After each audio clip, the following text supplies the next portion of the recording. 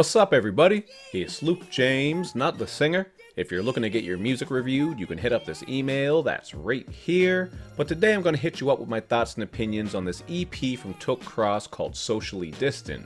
Now, Took Cross is a rapper who's coming out of Brooklyn, New York, and if you want to find out more about him and check out his music, all you got to do is take a look down below where I got all the links and information for you.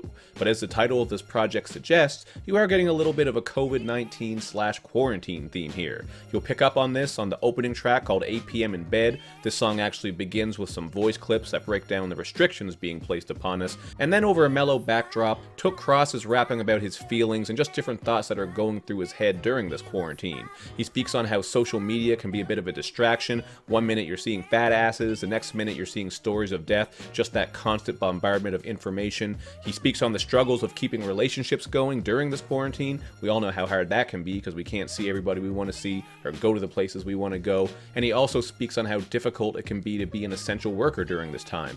You're worried about your family, you don't always have the proper PPE, and shit is just extra tough. Something I can definitely relate to as I am an essential worker. So I thought this was a really dope track where he spoke on a lot of issues. And to take that work stuff even further, there is a song on here called I Quit. It's an aggressive banger that does smooth out with some piano on the second half. On this song, he's going even further into frustrations of work. You know, you're working for minimum wage, you're worried about spreading the virus to your loved ones and all those sorts of ideas. So the content on this is something that really does hold this project together, and that is something that helps set it apart a little bit, you know, especially during these times. So on both of these tracks and throughout the album, you are going to pick up on some clever bars and some fine flows throughout, but just like I say about a lot of independent or underground projects that I review, there isn't anything overly distinct to his rap style. It certainly sounds fine, and I would say that he's a pretty good rapper, but there wasn't much with the actual bars or even the way that he's rapping, more so his vocals and his flow that really blew me away, you know what I'm saying? There wasn't anything overly extravagant, unique, excellent. It was just all pretty good, which is fine. Everybody's got to start somewhere, but I think coming up with a bit more of a unique style or sound to set yourself apart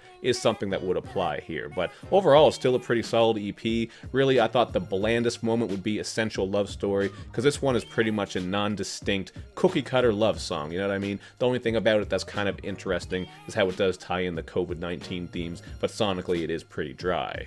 The more thoughtful moments, though, are what keep this album from being forgettable. You have Quarantine Ignorance, where he gets on this very elegant production. Love the sound of this one. It kind of has those Rick Ross vibes. And he paints a picture of a young man who's following in his father's footsteps. His father's in jail, but his father has changed his ways, and now he's writing to his son, trying to get him on the right path, but the son doesn't do that, and ultimately he ends up doing some things that he probably shouldn't be doing. I'm not going to spoil the whole story, but I thought this was a moment that really showcased Took Cross's storytelling ability. Really thought that was dope. And then with the track I'm Guilty, we're getting this very soulful backdrop. I thought this had one of the better beats on the album, and he's rapping on all kinds of issues like police brutality, as well as how many black communities have been shaped, you know, with things like crime, isolation, and violence due to historical and socioeconomic practices. So there is some content on here to sift through. I especially liked how he was speaking on that stuff on that song I'm Guilty. That's an important thing that a lot of people overlook. They don't understand the history and how politics, economics, and all these different things have affected certain communities.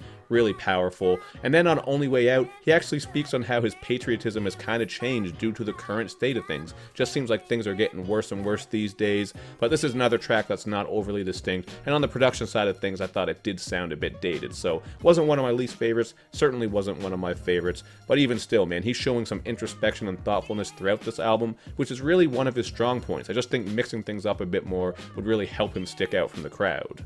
Other than that, for songs, you get Bad Choices, where you get Took Cross and Be the Saint, who are speaking on past choices. There are themes here of rising up and trying to do better. Really do appreciate that. And while Down to My Last has one of the album's driest beats and worst hooks in my opinion, you get a great feature on here from Big Bills, who really brings a lot of high energy and charisma. Thought his feature was one of the standout moments on this project. Shout out to him for that. And overall, I'm going to go with a 6.5 out of 10, you know? I thought it made for a pretty good listen, but it certainly wasn't a game changer, and sonically I did find it to be a little bit dry. It is the content and the topics that keep it interesting. That COVID-19 and quarantine theme is certainly something that applies very well right now, but just mixing up the vocals and the flows a bit more, maybe getting some beats that hit a bit harder and are a bit more inventive, all these little things would just be the icing on top, you know what I mean? It's a pretty good project, but those are the types of things that I think would take it over the top and make it even better. So that's just what I got to say about this one. Make sure you check it out for yourself and then hit me up in the comment section with your thoughts and opinions. And of course, make sure you do that good YouTube and social media stuff where you show me love and you show me lots of it. Thank you for watching, everybody. I will see you next time.